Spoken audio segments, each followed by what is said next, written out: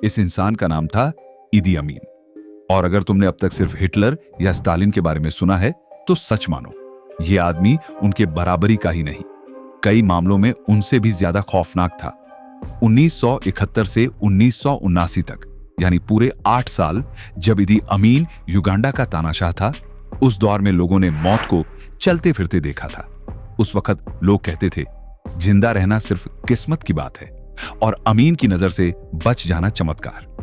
एक बार किसी पत्रकार ने उससे पूछा, तुम इतनी बेरहमी से अपने दुश्मनों को क्यों मारते हो? अमीन ने हंसते हुए जवाब दिया, क्योंकि डर ही असली ताकत है और मैं चाहता हूं कि लोग मुझे सिर्फ नेता नहीं, एक खौफ के नाम से जाने।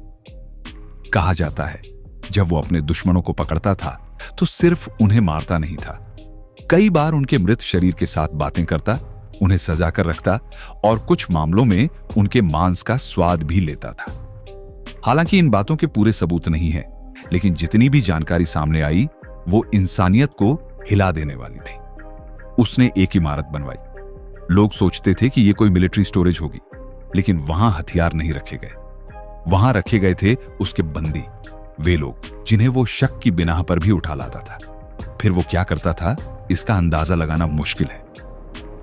कुछ को बिजली के झटकों से मारा गया, कुछ को नदियों में फेंक दिया गया और कुछ के शरीर ऐसे हाल में मिले जिन्हें देख डॉक्टर भी कांप उठे।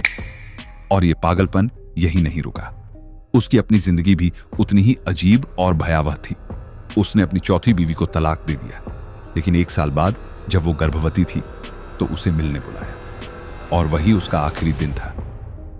ईदी अमीन के शासनकाल में लगभग 5 लाख से ज्यादा लोग मारे गए और इनमें से कई तो बस इसलिए क्योंकि उन्होंने कुछ गलत बोल दिया या बस चुप रह गए और अमीन को वो शक की नजर से लग गए।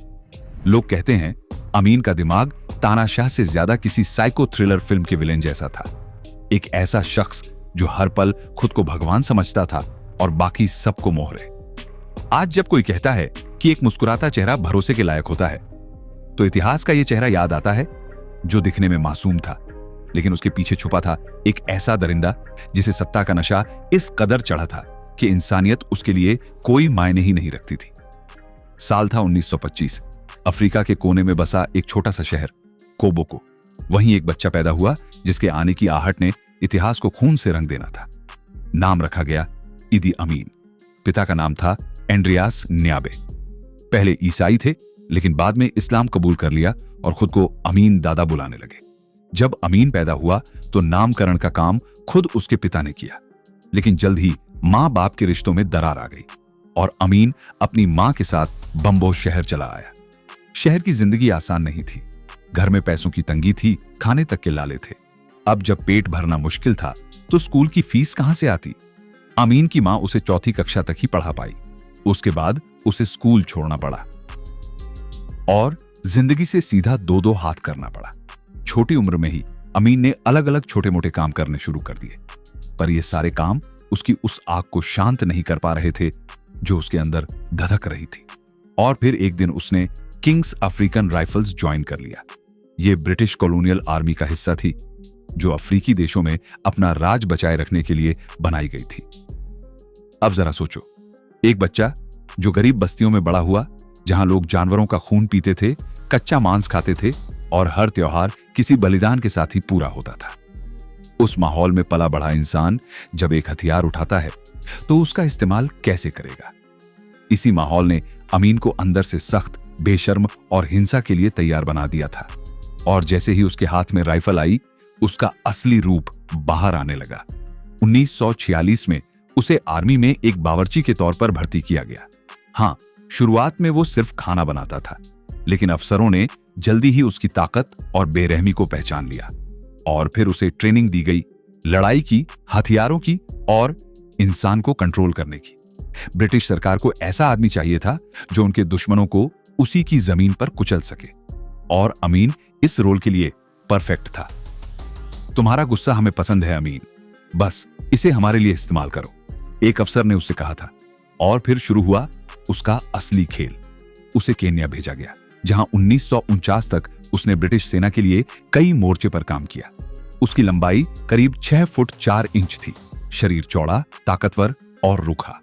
अफसर उसकी कदकाठी से इतने इंप्रेस हुए कि उसे वेटलिफ्टिंग और बॉक्सिंग की ट्रेनिंग तक दी गई। यही नहीं, वो 1991 से लेकर 1991 तक 60 तक ब्रिटिश आर्मी का हैवीवेट चैंपियन भी रहा। लेकिन ये सब सिर्फ बाहरी चमक थी, अंदर अब भी वही हिंसा की आग थी। और जब उसे भेजा गया नॉर्थ केन्या, तो वो असल मैदान था जहां उसे सोमाली विद्रोहियों को कुचलने का आदेश मिला। 1952 में केन्या का मऊ मऊ विद्रोह फूटा। लोग अपने अधिकारों के लिए लड़ रहे थे, लेकिन ब्रिटिश सरकार के लिए यह बगावत थी। और इस बगावत को दबाने के लिए उतारा गया इदी अमीन को। जो उसने वहां किया वो युद्ध नहीं था, वो नरसंहार था।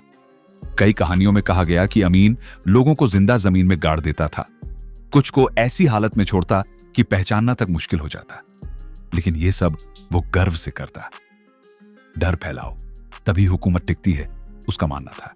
हर एक मिशन के साथ अमीन और ज्यादा निर्दयी बनता गया, और हर प्रमोशन के साथ उसका आत्मविश्वास भी। अब वो खुद को बस सिपाही नहीं, खुदा मानने लगा था।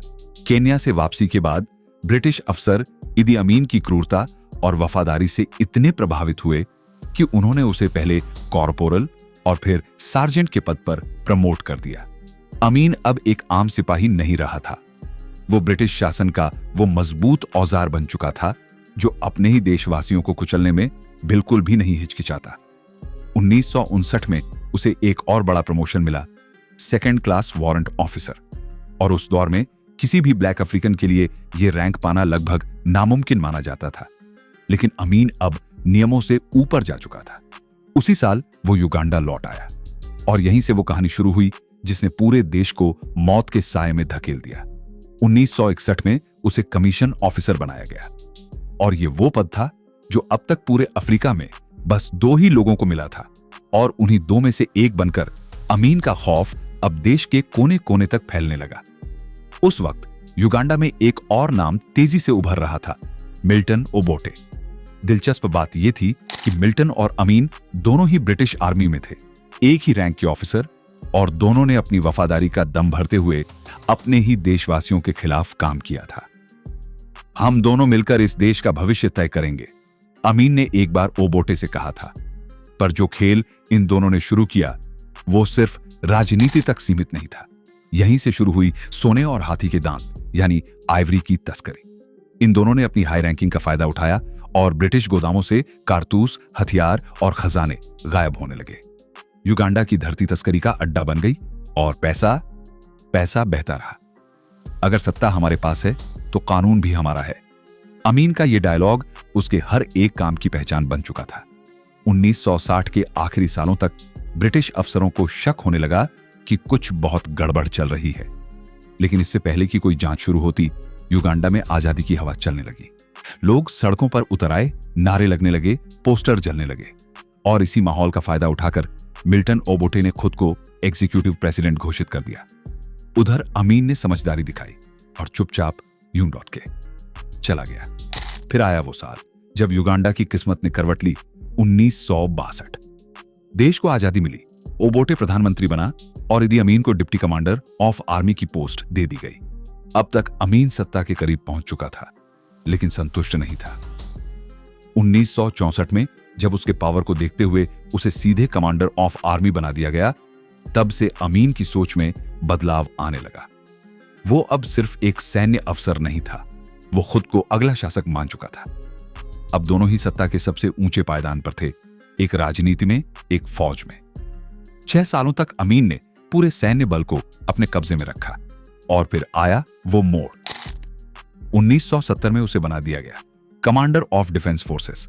अब उसके पास ताकत थी, सेना थी, और एक ऐसा मकसद था जो इतिहास में तबाही लिखने वाला था। इस वक्त तक इदी अमीन और युगांडा के प्रधानमंत्री मिल्टन ओबोटे के बीच दोस्ती का रिश्ता बहुत गहरा था। दोनों ने एक ही सेना में काम किया था, एक दूसरे की ताकत को करीब से देखा था। लेकिन कहते हैं ना, जब 2 शेर एक जंगल में हों तो टकराव तय होता है। कुछ ऐसा ही होने वाला था युगांडा की सत्ता में। जैसे ही ओबोटे राष्ट्रपति बने, अमीन के भीतर आग लग गई। मैं उसे ऊपर चढ़ाने में मदद करता रहा, और अब मैं उसके नीचे काम करूं? अमीन के दिल में ईर्ष्या घर कर चुकी थी। उधर ओबोटे को लग रहा था कि अमीन उनकी वफादारी का सबसे बड़ा उदाहरण है। अमीन तो मेरा अपना है, वो मेरे खिलाफ कभी नहीं जाएगा, उन्होंने अपने करीबियों से कहा था। पर सच्चाई इससे कोसों दूर थी। दोनों ही सत्ता और दौलत के भूखे थे, पर फर्क इतना था, ओबोटे राजनीति से खेल रहा था और अमीन सेना से। अब अमीन को एक चीज समझ आ गई थी, अगर उसे ओबोटे को हटाकर सत्ता चाहिए तो उसे पूरी आर्मी पर पकड़ बनानी होगी, और उसने वही किया। करीब 1 दशक तक सेना को लीड करने का जो अनुभव अमीन के पास था, उसका इस्तेमाल करते हुए उसने सेना में माइनॉरिटी जातियों को भर्ती करना शुरू कर दिया, जैसे काव्वा, लेबरा और साउथ सूडानी समुदाय। ये वो लोग थे जो अक्सर युगांडा की मुख्य राजनीति से बाहर रखे जाते थे, और अब अमीन उन्हें खास बना रहा था। वो उनके साथ वक्त बिताता, खाना खाता, ट्रेनिंग खुद देता, और धीरे धीरे एक ऐसी सेना खड़ी करने लगा जो सिर्फ उसके इशारे पर चले। 1968 तक अमीन ने नील रीजन के हजारों युवाओं को सेना में भर्ती कराया। अब हालात ये थे कि युगांडा की सेना में माइनॉरिटी की संख्या बहुसंख्यकों से ज्यादा हो गई थी, और ये सभी अमीन को भगवान की तरह मानने लगे थे। सरकार हमें क्या दे रही है? कुछ नहीं, लेकिन अमीन साहब हमें अपना समझते हैं, एक सैनिक ने इंटरव्यू में कहा था। फिर आया साल 1969, जब अमीन ने चुपचाप ओबोटे पर हमला करवाने की कोशिश की। ये एक जानलेवा साजिश थी, लेकिन ओबोटे किसी तरह बच गए। इस हादसे ने ओबोटे को पहली बार हिलाकर रख दिया। अब उन्हें समझ में आने लगा था कि अमीन सिर्फ सैनिक नहीं, अब सत्ता का खिलाड़ी बन चुका है। डर के मारे उन्होंने तुरंत अमीन को डिमोट कर दिया। अब वो पूरे देश की सेना का कमांडर नहीं, सिर्फ एक हिस्से की जिम्मेदारी निभा रहा था। लेकिन यह फैसला आग में घी डालने जैसा था। अब अमीन के अंदर सिर्फ जलन नहीं थी, अब उसमें बदला भी था। उसने कसम खा ली, अब ओबोटे को सिर्फ गद्दी से नहीं हटाऊंगा, उसकी पूरी सत्ता का अंत करूंगा। इसके बाद अमीन ने पूरे देश में अपना नेटवर्क फैलाना शुरू किया। वो आम सिपाहियों से मिलता, उनके घरों में जाकर खाना खाता, उनकी बातों को सुनता और कहता, मुझे नहीं लगता कि तुम्हारे दुख को यह सरकार समझ सकती है, पर मैं समझता हूं। सिर्फ फौज ही नहीं, आम जनता के बीच भी उसने पैठ बनानी शुरू कर दी। गांवों में जाकर लोगों से मिलता, उनके हालचाल पूछता और वादा करता, जिस दिन मैं सत्ता में आया तुम्हें किसी चीज की कमी नहीं होगी। अब हालात ऐसे थे कि फौज और आम लोग दोनों ही अमीन को उम्मीद का चेहरा मानने लगे थे। उधर ओबोटे की छवि पहले ही खराब थी। भ्रष्टाचार, तानाशाही और तस्करी के आरोप तो पहले से ही लग रहे थे। ऊपर से अब अमीन जैसे करिश्माई नेता की तुलना होने लगी। वो हमें लूटता है और अमीन हमें गले लगाता है।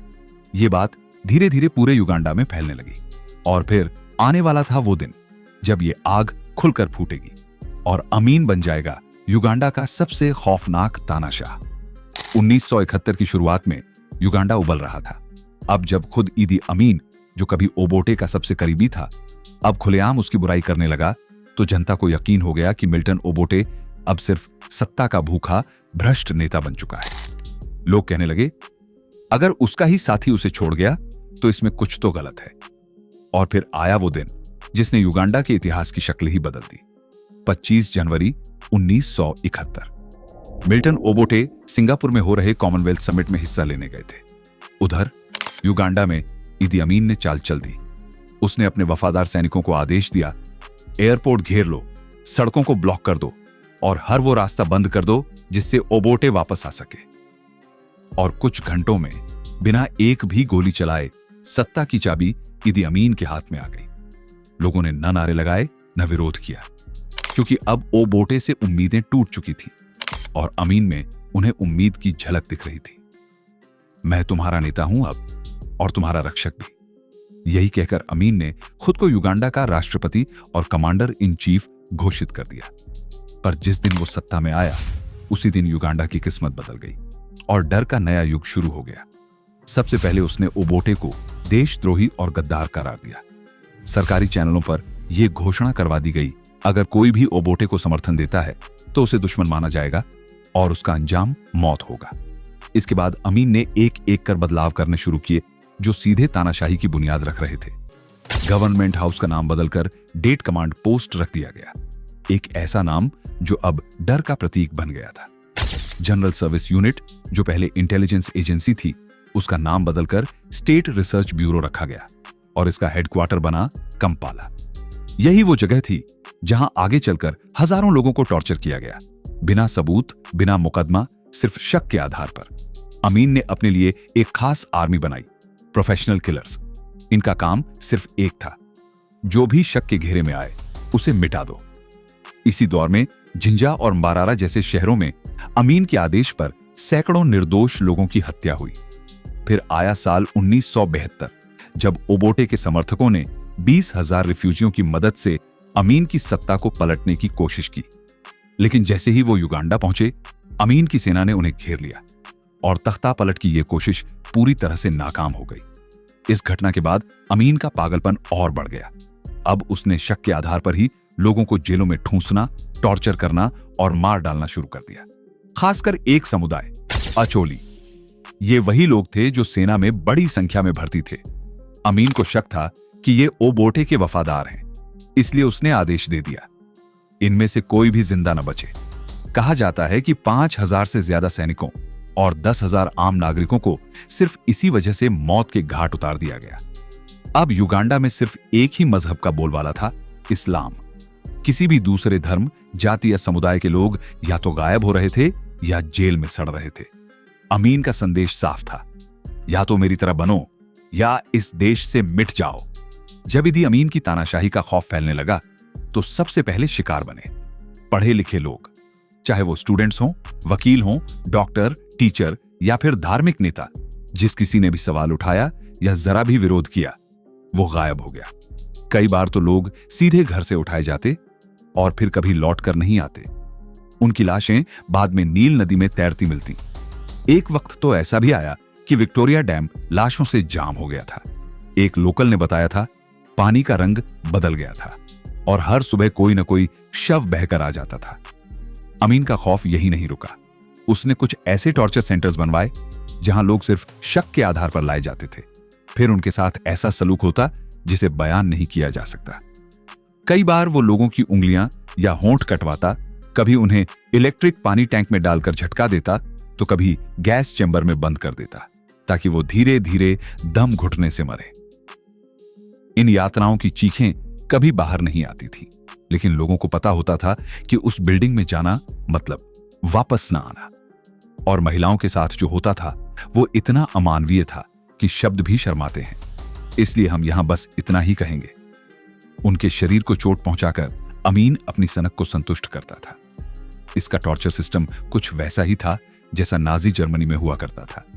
और जब लोगों ने इस बारे में पूछा तो अमीन ने गर्व से कहा, मैं हिटलर की सोच से प्रेरित हूं। उसने जो अपने देश के लिए किया वही मैं अपने देशवासियों के साथ कर रहा हूं। यह वो लाइन थी जिसने पूरी दुनिया को चौंका दिया। पर शायद अब तक की सबसे अजीब और सबसे क्रूर घटना हुई 1972 की एक सुबह। अमीन ने पूरे देश में एक फरमान सुनाया। I had a dream sent last night from God. He has instructed me to throw out all Asians from the country. Uganda must be for Ugandans only. और फिर शुरू हुआ ऑर्डरिंग द एक्सपल्शन। 4 अगस्त 1972 सरकारी आदेश जारी हुआ, जिसके तहत 50,000 लोग जिनके पास ब्रिटिश पासपोर्ट था और 60,000 वो लोग जो युगांडा के नागरिक नहीं थे, उन्हें 90 दिनों के भीतर देश छोड़ने का आदेश दिया गया। जो लोग नहीं गए उनमें से कई को गिरफ्तार कर लिया गया और कुछ तो हमेशा के लिए गायब हो गए। अमीन का दावा था, अब युगांडा सिर्फ युगांडा के लोगों का होगा। पूरे देश में पोस्टर लगाए गए, केवल युगांडियों से खरीदें। Asian shops will now be owned by Africans. लोगों के बिजनेस जबरन छीने गए, दुकानें बंद कर दी गईं और पूरे समुदाय को अजनबी बना दिया गया। हजारों भारतीय परिवार जिनकी पीढ़ियां युगांडा में पली बढ़ी, अब अपने ही घर में बेगाने बना दिए गए। कई लोग तो अपनी संपत्ति, जमीन, बिजनेस सब छोड़कर भागे, सिर्फ जान बचाने के लिए। और जो नहीं भाग सके उनके लिए युगांडा एक खुला नरक बन गया। जैसे जैसे इदी अमीन की सनक बढ़ती गई, वैसे वैसे युगांडा एक खुली जेल बनता चला गया। जो भी शक के घेरे में आता, चाहे आम नागरिक हो या मंत्री, पढ़ा लिखा हो या व्यापारी, उसे उठाकर जेलों में डाल दिया जाता। इन जेलों को दीवारों से सील कर दिया गया था, न कोई खिड़की न हवा की जगह, और दरवाजों पर इतना वोल्टेज डाला गया कि जो भी छूता वहीं ढेर। लोगों का दम घुटने लगा और जो अंदर थे उनका मनोबल धीरे धीरे मौत से पहले ही टूट चुका था। कुछ रिपोर्ट्स के मुताबिक अमीन ने कई बंदियों को मगरमच्छों के आगे फेंकवा दिया।